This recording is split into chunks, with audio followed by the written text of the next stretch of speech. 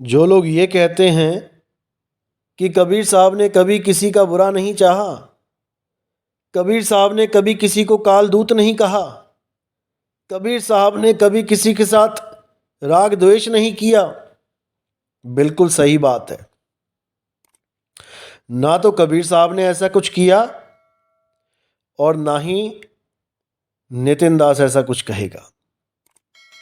नितिन दास ने पहले ही कह रखा है कि हर जीव परमात्मा का जीव है, लेकिन जो भी मनमुखी ज्ञान प्रचार करेगा, मन के कहे चलेगा, मन के द्वारा उत्पन्न हुए विचारों को सत भक्ति बना के पेश करेगा, भाई उसका सामना नितिन दास से है।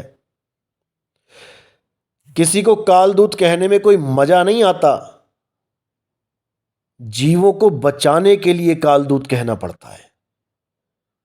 और जो कहते हैं कबीर साहब ने कभी किसी को पंथ से नहीं निकाला या किसी को राग द्वेष की नजर से नहीं देखा, बिल्कुल सही है, कभी किसी को पंथ से नहीं निकाला, लेकिन धर्मदास के ही लड़के को उसको घर से निकालने का आदेश दिया कि निकालो इसको घर से, ये काल का दूत है, ये जीवों को भरमाएगा, सत्यानाश कराएगा जीवों का।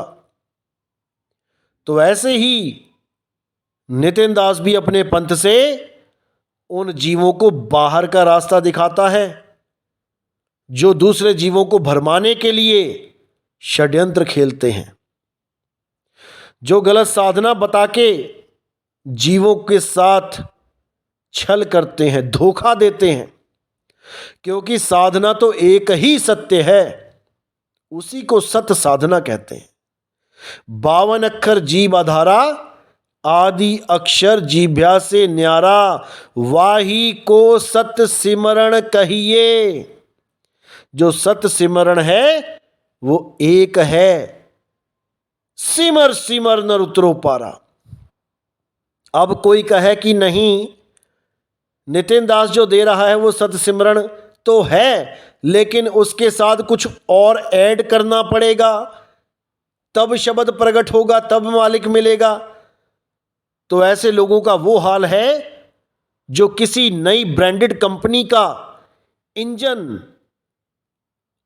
लेते हैं और उसमें मनमुखी नट बोल्ट वेल्ड कर देते हैं, सोचते हैं हमने नया इंजन बना दिया, और तेज दौड़ेगा। अरे मूर्खों, तुमने इंजन का सत्यानाश कर दिया। सत भक्ति का मतलब वो होता है जिसमें कोई अपवित्रता, कोई मिलावट ना हो। और सत भक्ति एक है, दो का मेल नहीं है कि पहले तुम कुछ और करोगे फिर तुम सत भक्ति करोगे तब परमात्मा मिलेगा।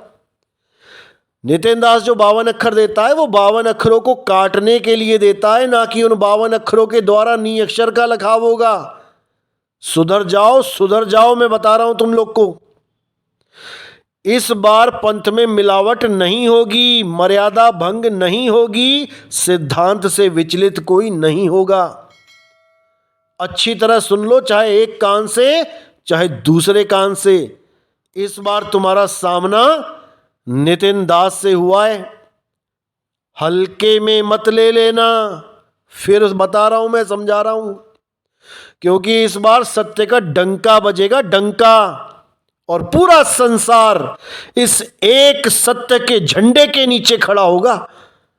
यह मैं विश्वास के साथ कहता हूं, और तुम लोग को भी जल्दी समझ में आ जाएगा कि मैं क्यों कहता हूं।